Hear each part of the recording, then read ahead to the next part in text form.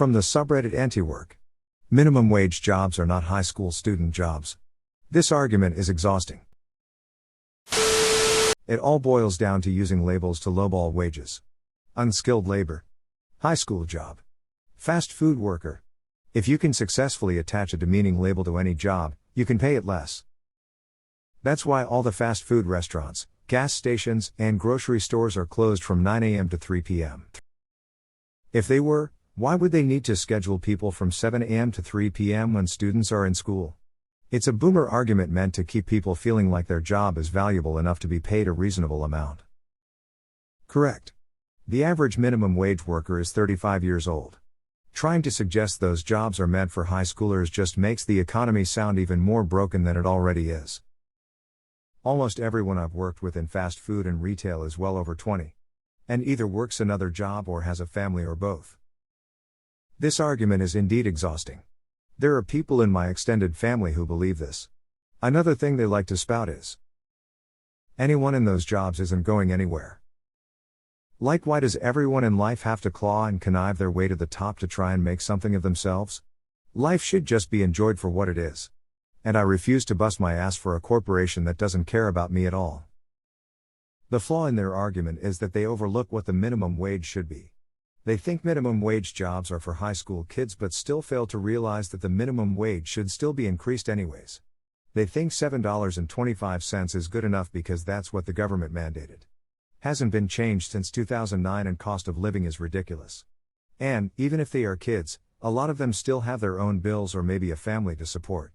It's a poverty wage. You couldn't even live on your own in a one-bedroom apartment on $15 an hour. How is that not still considered getting your foot in the door? How is $15 an hour a lot of money in 2021? Not that that matters, just being an entry-level job doesn't mean you deserve to be exploited. Plus, raising min wage also raises the wages of the people working harder or more skilled jobs only earning $15 an hour. Now those places have to offer their employees more money to keep them. Or to hire in the first place. I get the concept of low wage for low experience, but the problem is that these jobs are atrocious and bosses are bullies. My response to my middle-class family/friends who use this argument is just because you only needed to work those jobs as a high school/college student, when you were living rent-free at your parents' house and paying no bills, does not make them only jobs for high school/college kids. Your reality is not the only reality. A local restaurant that's been open for 70+ years closed down indefinitely because high schoolers don't want to work anymore and parents aren't making them. They say they built their business model on them apparently. They were open from 11 a.m. to 11 p.m. I'm not sure what high schooler are available midday. I was really disappointed because the food was really good, but if you can only stay in business by taking advantage of high schoolers, bye Felicia. It's meant to be exhausting. It's an obvious logical fallacy, which is used to derail the conversation and ignore the problem. The job exists because there is a demand for it, not because someone wanted to give kids money. If someone doesn't believe those workers deserve money, they should take some accountability for their beliefs and not go to those businesses. Simple stuff. Graber. Greater than, but concerns about youth were already becoming hard to distinguish from those concerning class. One constant complaint in Puritan tracts was the multiplication of impoverished households. The problem, in their view, was that young men and women were abandoning domestic service and marrying early, despite the fact that neither had the resources to support a proper family. This concern was matched with won over masterless men with the independent poor, the murky and disordered world of hawkers, beggars, minstrels and vagabonds. In an ideal society, all these should be assembled under the domestic discipline of the godly, who would direct them in labor as in prayer, Hill 1979, Wrightson and Levine 1979. Greater than. The more radical Calvinists developed a utopian vision in which such authoritarian families were the only hierarchical organization that really needed to exist. The ideal community would be governed by an assembly of elders, who were simply the heads of larger households.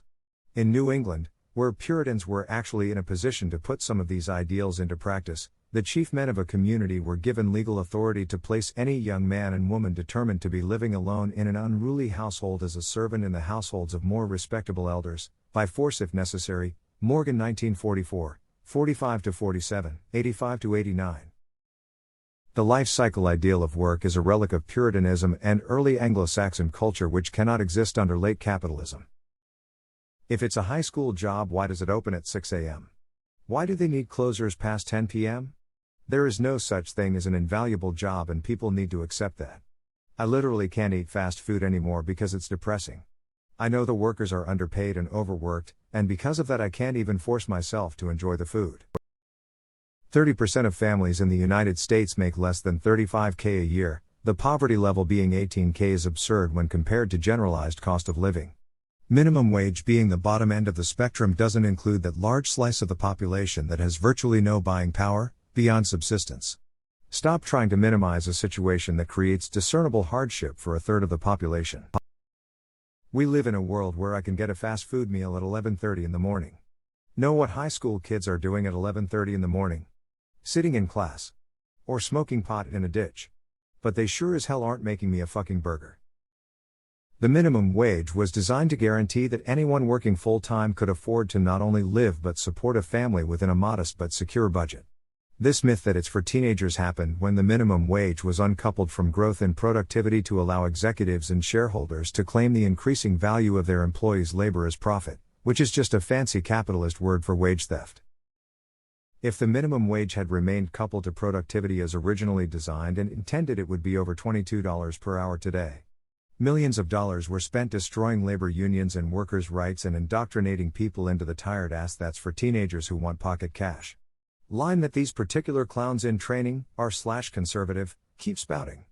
Not only that, but coupling the value of labor to productivity would sizably raise the wages of workers in the middle too. Instead, compensation for executives has ballooned to an average of 320x the average worker, and shareholders who do literally nothing take home the rest of the excess.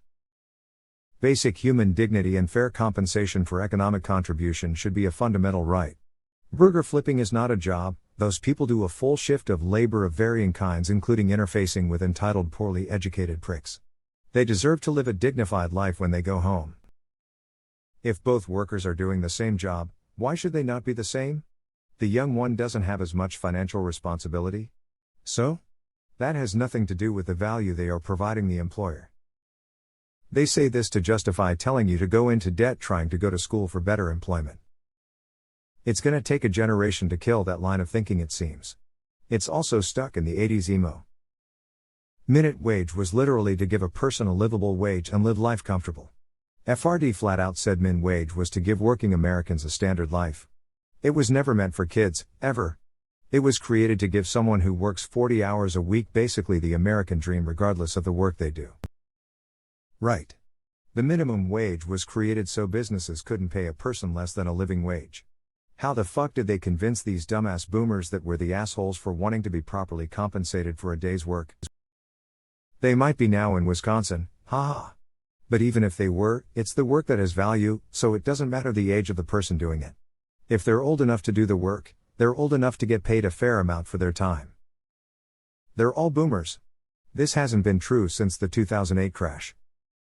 The thing I hate most about these minimum wage jobs is that obviously they need managers and supervisors that work full time and need to have their shit together to make sure the business can run every day. But people look down on those roles and think they shouldn't pay a living wage because you're the manager at McDonald's or JCPenney's or a supermarket. We need people to work these positions, but we look down on them like they fucked up in life because they work at a place that has minimum wage people working under them. If the world was all people with master's degrees and working at six-figure jobs, then the world would fall apart. If they were, they would only operate outside school hours. Work min wage, can't afford to eat where you work. Corporations worth billions. The system is broken, and at high time the workers took command of the bottom line. This is a feudal system where skyscrapers have replaced castles. So what if the typical minimum wage worker is a 34-year-old single mother, and not a high schooler?